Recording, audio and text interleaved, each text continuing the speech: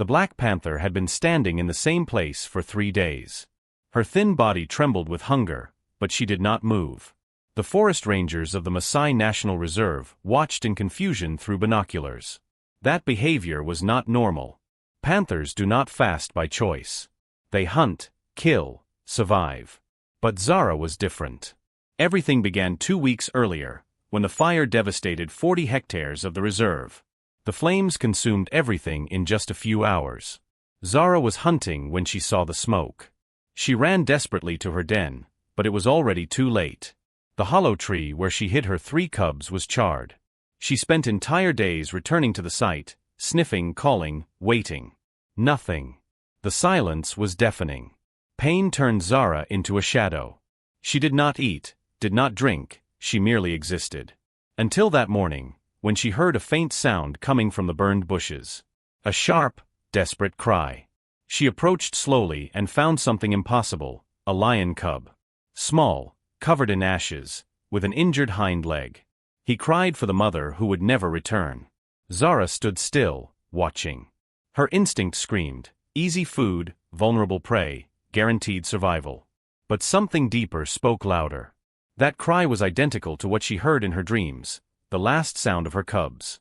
She approached and instead of attacking, gently licked the cub's head. He shrank in fear, but did not run away. He was too weak. From then on, Zara stood guard beside him. She did not hunt so as not to leave him alone.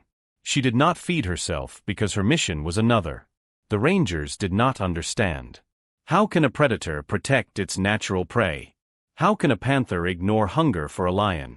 If you are enjoying this story, don't forget to subscribe to the channel and like the video. Leave in the comments what you are thinking and which city or country you are watching from. But the mystery was only beginning. Because no one yet knew the true reason Zara had made this impossible decision. On the 4th day, Zara made a decision. She gently grabbed the cub by the nape of the neck, as she did with her own cubs, and carried him away from the burned remains. The little lion, whom she began to mentally call Kai, weighed almost nothing. He whimpered softly along the way, but did not resist. Perhaps he knew it was his only chance. Zara took him to a hidden cave near a stream. There, she carefully laid Kai down and went out to hunt for the first time in days. Her body was weak, but her determination was stronger. She needed to feed herself to produce milk. Yes, milk. Her body was still lactating from the recent loss of her cubs. It was as if nature were giving her a second chance. But the reserve had other plans. An adult lion named Darien ruled that territory with brutality. He had lost his own litter in the fire, but unlike Zara, this made him cruel. Darien blamed all the other animals for the tragedy. He hunted without need, killed for pleasure, spread terror. When Darien sensed Kai's scent, something awakened in him. It was not paternal protection. It was possession. That cub was of his species and should be under his command, not being raised by a panther. It was an offense to the natural order. He began to track the scent, determined to reclaim the cub, even if only to abandon him later. Zara realized the threat when she found claw marks on the trees around the cave. They were recent. Darien was nearby. She knew she could not defeat him in direct combat. Lions are larger, stronger. But Zara had something Darien did not, a real reason to fight. While nursing Kai, who suckled with surprising strength, Zara planned. She would not allow anyone else to die. Not this time. Kai looked at her with still blurred golden eyes, understanding nothing, only feeling safe. But there was something not even Zara knew. Kai carried a unique birthmark that would reveal an impossible connection to her past. Zara knew she had little time. Over the following weeks, she developed a risky strategy.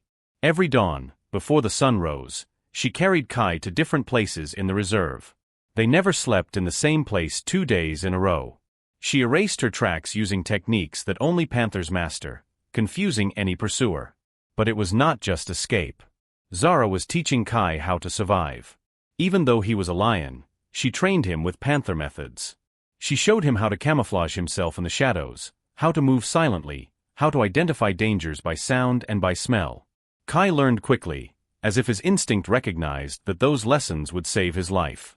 During this period, something extraordinary happened. A solitary lioness named Nala appeared near the territory. She had also lost her cubs in the fire and wandered aimlessly. When she found Zara and Kai resting near a waterfall, her reaction was unexpected. Instead of attacking the panther, Nala approached slowly and sniffed the cub. Zara positioned herself defensively, but Nala showed no aggression. She simply lay down beside Kai and began to lick him. It was as if she recognized in him something lost. For the first time in weeks, Zara was not alone in that impossible mission. Two mothers without children, two different species, united by the same pain. Together, they formed a silent alliance. Nala hunted larger prey while Zara protected Kai. They communicated through looks and subtle movements. The forest rangers were perplexed. That defied everything they knew about animal behavior. But Darien was getting closer and closer. He had gathered two other male lions, forming a lethal coalition. They had been tracking the trio for days, waiting for the right moment to attack. Darien did not want just Kai back. He wanted to destroy that unnatural alliance. One night, while Kai slept between his two protectors, Zara noticed something about his birthmark. It was a specific pattern, identical to the one her own male cub had. Her heart raced. The attack came at dawn. Darien and his two allies surrounded the cave where Zara, Nala, and Kai were resting. Their roar echoed throughout the entire reserve, a sound that froze the blood of any prey. But Zara and Nala were not ordinary prey. They positioned themselves at the entrance, protecting Kai, who trembled behind them. Darien advanced first, his eyes fixed on Kai. He growled words that only lions understand, demanding that the cub be handed over. Nala answered with a roar of her own, refusing.